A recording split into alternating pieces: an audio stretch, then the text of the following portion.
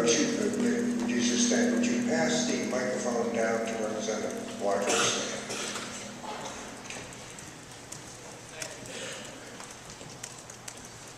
Typically, bills come before us to fix a problem in state law or address a harm. Would you elaborate on what harm this bill addresses?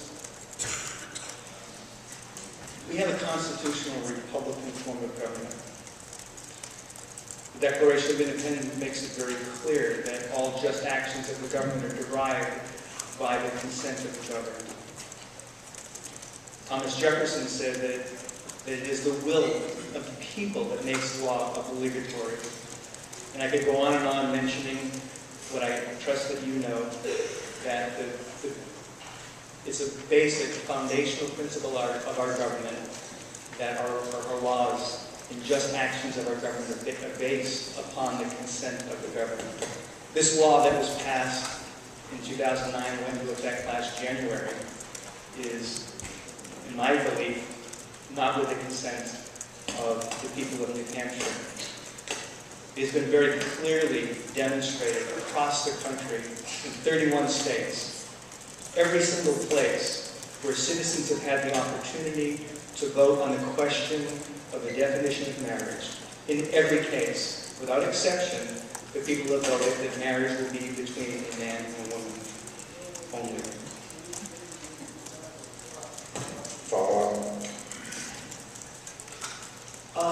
So do you believe that the vote of a majority can remove the rights and freedoms of a minority?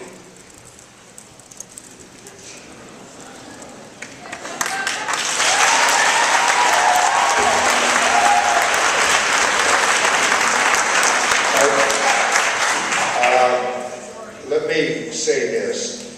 I expect everyone to speak. I expect everyone to respect other people's viewpoints. Let's not have any clapping or yelling. It's just going to take that much longer. And,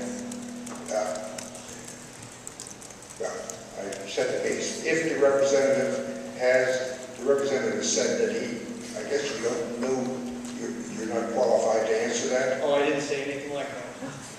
Well, please answer it. The past 2 years, I've sat over in this section underneath that portrait of Daniel Webster. Every time I entered the State House, I'd walk along the path and pass by the statue that's front and center of this people's house. I draw a lot of inspiration from Daniel Webster. He's one of the greatest statesmen I think that our country has ever produced.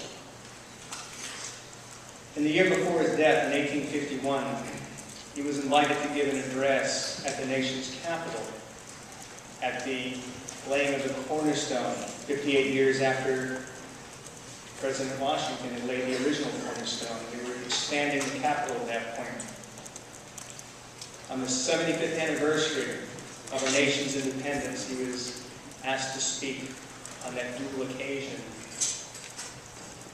He mentioned that he started off talking about the three basic principles of our American system of government. And I won't take the time to go through all of them, but the second of those principles is that our government and our laws are based upon the will of the majority. And so, yes, all the laws that we have, whatever they are the expressed will of the majority of the citizens.